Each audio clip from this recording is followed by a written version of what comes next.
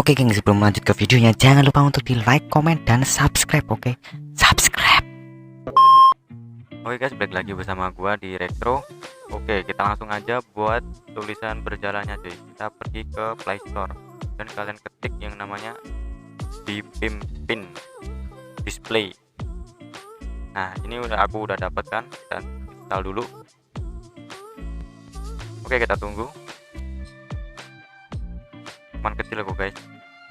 Oke, setelah itu kita buka aplikasinya. Nah, sini kita langsung aja tinggal tulis apa yang mau dibuat. Nah, ini kan ada Hello World, kita hapus dulu. Oke, terserah kalian mau bikin apa tulisannya ya. Oke, kita coba.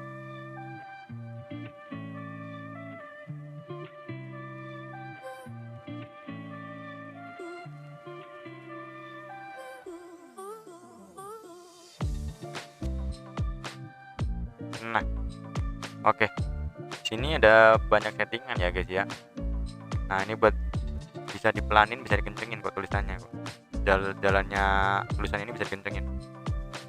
Di bar kuning itu atau enggak yang di bagian ini, anak panah ini, mau kalian muncul dari mana dulu, kiri dulu atau kanan dulu bisa.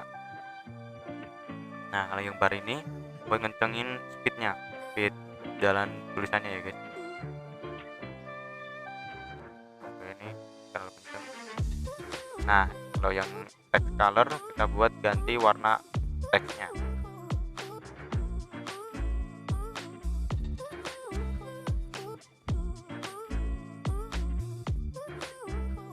Nah, digedein atau dikecilin minus sama plusnya itu deh.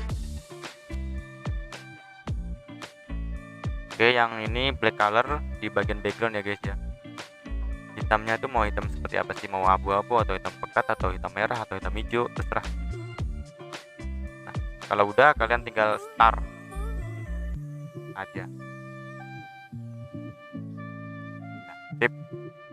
Oke guys, sekian video tutorialnya. Jangan lupa di like, komen, dan di subscribe. See you di next video. Bye bye.